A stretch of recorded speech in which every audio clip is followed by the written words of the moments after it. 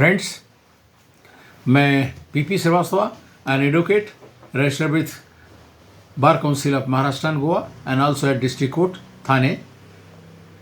Friends, मैं आपको inspiring story PM to president mister Ram Prasad की बात कर रहा था, सुना रहा था। और राम प्रसाद जमशेदपुर में जो हिंदुस्तान कॉपर के इंचार्ज थे सिक्योरिटी एडमिनिस्ट्रेशन के, वहाँ की बात कर रहा था। और वहाँ पर जो है उनका एरिया जो था 10 kilometre by 20 kilometre, almost 200 square kilometre को देखभाल करना था। और वहाँ पर एडमिनिस्ट्रेटिव इंफ्रास्ट्रक्चर देना, स्कूल ऑर्गेनाइज करना, 10 स्कूल थे उसका एडमिनिस्ट्रेशन देखना, प्लस बसेस प्रोवाइड करना, प्लस जितने भी और इंतजाम था, प्लस सिक्योरिटी कम से कम 3, 4, 5 सिक्योरिटी ऑफिसर्स थे, मोस्टली सीआरपीएफ के और ये अपना आर्मी के एक्स सर्विसमैन थे, और सबके ऊपर वो थे।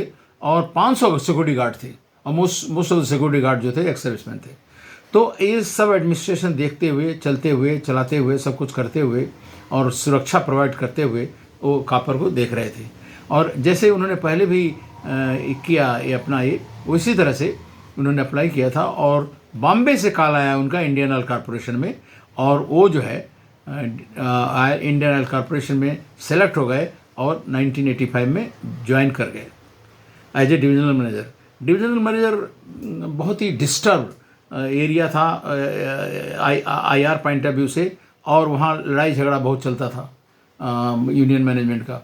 और इसलिए उनको जो है काफ़ी मेहनत करना पड़ा और काफ़ी स्किल लगाना पड़ा यूनियन को, मैनेजमेंट को एक साथ बैठाने के लिए, बातचीत करने के लिए, और एक कॉन्फिडेंस पैदा करने के लिए कि जिस तरह से यूनियन और मैनेजमेंट दोनों जो है एक साथ रहें।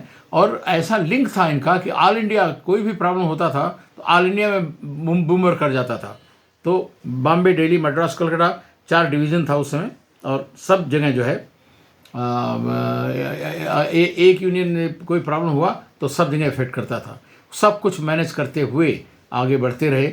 और वहाँ से भी कुछ दिन के बाद में उन्होंने अप्लाई किया एक प्राइवेट इंटरप्राइज में, जो कि मल्टी यूनिट ऑर्गेनाइजेशन था। गुजरात में 4 और 3 महाराष्ट्र में 7 यूनिट था टेक्सटाइल मिल, और 7 यूनिट के वो ग्रुप वाइस प्रेसिडेंट हो गए। और वो पहुँच गए, नरमन पॉइंट ऑफिस में बैठते थे और चेयरमैन को रिपोर्ट करते थे। और जो है ये जो है काफ़ी वहाँ पर इन्वायरमेंट यूनियन के हिसाब से तो ख़राब नहीं था, इतना नहीं ख़राब था सब जगह यूनियन मैनेज हो जाता था। लेकिन वहाँ पर सेकंड फेज मतलब डेवलपमेंट, ह्यूमन रिसोर्स डेवलपमेंट का काम था। और वहाँ पर एक कंसल्टेंट के साथ में राम प्रसाद ने सीखा, क्या सीखा?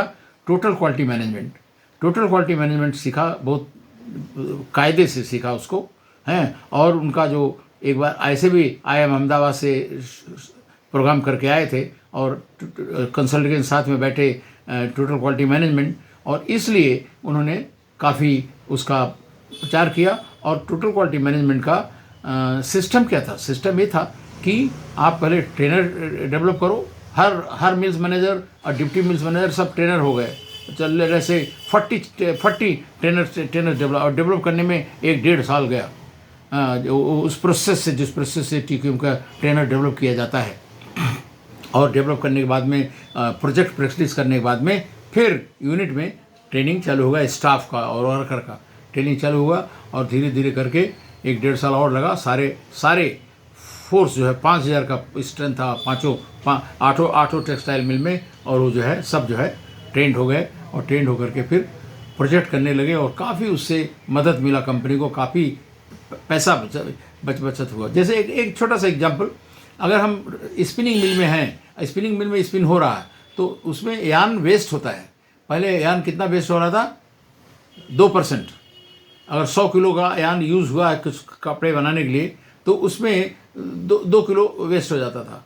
उसको क्या किया, प्रोजेक्ट बना करके उसमें 2 का 1% कर दिया। वेस्ट हुआ, कोई बात नहीं, 1% वेस्ट और 1% बचाया, उसमें लाखों रुपया का फ़ायदा होता था। एक मिल में लाखों करोड़ों का फ़ायदा होने लगा इस बचत से। और इस टोटल क्वालिटी मैनेजमेंट के कंसेप्ट थे उसका 5S टोटल क्वालिटी मैनेजमेंट और COP प्रोजेक्ट, ये सब चीज़ बड़े सिस्टमेटिक उनका ट्रेनिंग हुआ और सब ट्रेंड होकर के बहुत बढ़िया काम करने लगे। और इस तरह से जो है ये अच्छी तरह से हो गया। ये जो ये ग्रुप की बात कर रहे हैं। Thank you very much for watching.